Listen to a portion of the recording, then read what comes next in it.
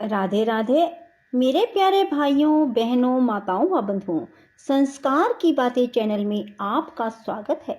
बंधुओं, आज पौष अमावस्या के दिन मैं आपके लिए लाई हूँ पौष अमावस्या की कथा, जिसे सुनने मात्र से आपको पितृ ऋण से मुक्ति मिलेगी, साथ ही आपको पितरों का आशीर्वाद मिलेगा और आपके सभी बिगड़े हुए काम बनते चले जाएंगे।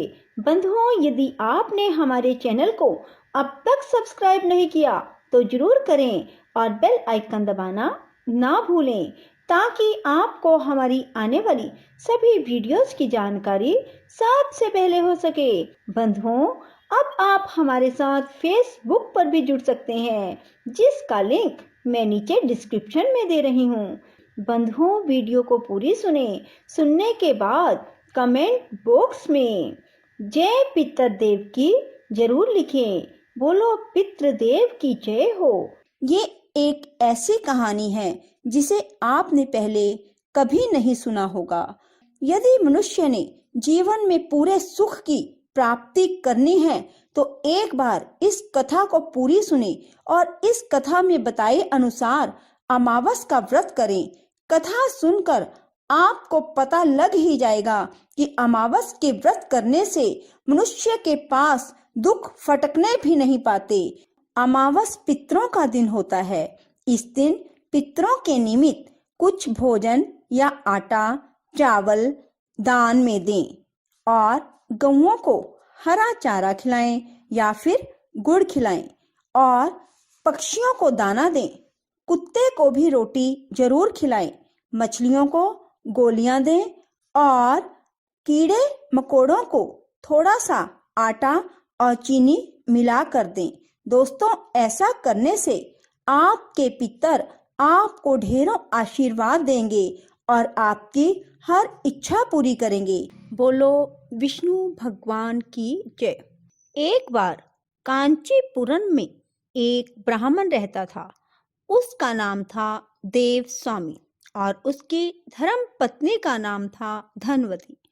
उनके 7 पुत्र और 1 पुत्री थी। पुत्री का नाम था गुणवती। ब्राह्मण ने 7 पुत्रों का विवाह करके फिर बेटी की शादी करने की सोची और उसने बेटी के लिए वर ढूंढने के लिए अपने बड़े पुत्र को भेजा।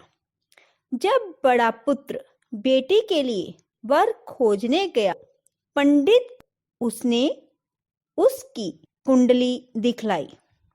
तब पंडित जी कहने लगे कि इस कन्या की कुंडली में वैधव्य योग है। तब उसने पूछा कि इस वैधव्य दोष का निवारण कैसे होगा। तब पंडित जी कहने लगे, सोमा का पूजन करने से वैधव्य दोष दूर हो जाएगा। फिर पंडित जी ने उन्हें बताया कि सोमा कौन है और कहाँ रहती है। उन्होंने बताया कि सोमा एक धोबन है जो कि सिंगल द्वीप में रहती है। उसे जैसे तैसे प्रसन्न करो। इसके विवाह से पहले उसे यहाँ बुलाओ। तब देव स्वामी का सबसे छोटा बेटा बहन को साथ लेकर सिंगल द्वीप जाने के लिए सागर तट पर चला गया। दोनों सागर पार करने की चिंता में एक वृक्ष की छाया में बैठ गए। उस पेड़ पर घोंसले में गिद्ध का परिवार रहता था। उस समय सिर्फ गिद्ध के बच्चे ही वृक्ष पर बैठे थे, क्योंकि उनकी माँ उस समय वहां नहीं थी। वो उनके लिए भोजन के लिए गई हुई थी। जब बच्चों की माँ आई तो उन्होंने भोजन नहीं किया।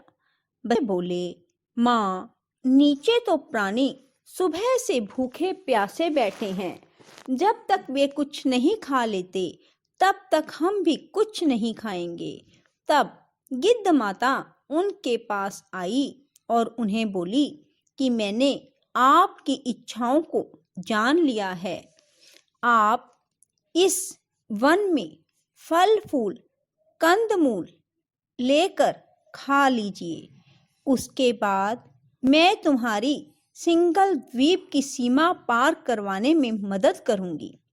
वे दोनों भाई बहन गिद्ध माता की सहायता से सीमा के पार जा पहुंचे।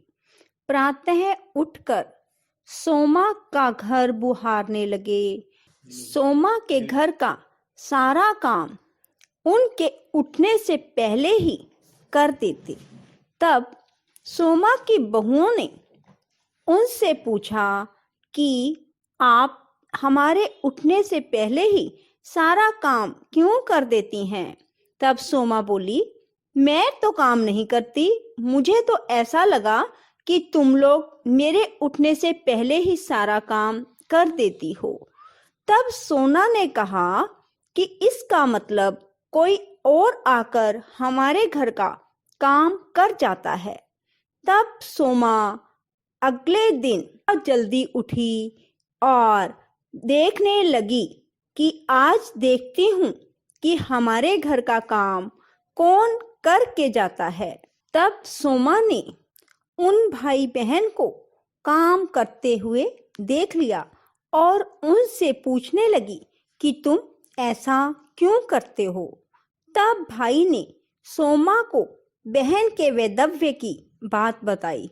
सोमा उनकी सेवा से बहुत प्रसन्न थी और उनके घर पहुंचने का वचन देकर कन्या के वैधव्य दोष के निवारण का आश्वासन दिया। पर भाई ने उनके साथ ही जाने का आग्रह किया। तब सौम्य उनके साथ चलने को तैयार हो गई। सोमा ने अपनी बहुओं से कहा, मेरी अनुपस्थिति में किसी का अगर देहांत हो जाए तो उसके शरीर को नष्ट मत करना, मेरा इंतजार करना। सोमा भाई बहन के साथ कांचीपुरम पहुंच गई। दूसरे दिन उसकी शादी की गई और उसका पति मर गया। तब सोमा ने अपनी जो व्रत किए थे उसके संचित पुण्यों का फल गुणवती को दे दिया और उसका पति जीवित हो गया। उधर संचित पुण्य उसे देने से सौम्या के पति, पुत्र और जमाता की मृत्यु हो गई। सोमा ने पुण्य फल संचित करने के लिए मार्ग में पीपल वृक्ष की छाया में विष्णु जी की पूजा करके 108 परिक्रमा की। उसके परिवार के लोग जीवित हो उठे। निष्काम भाव से सेवा का फल मधुर होता है। राधे राधे, जय श्री कृष्णा। यदि आपको हमारी वीडियो पसंद आए तो इसे लाइक करें और शेयर भी जरूर करें। धन्यवाद।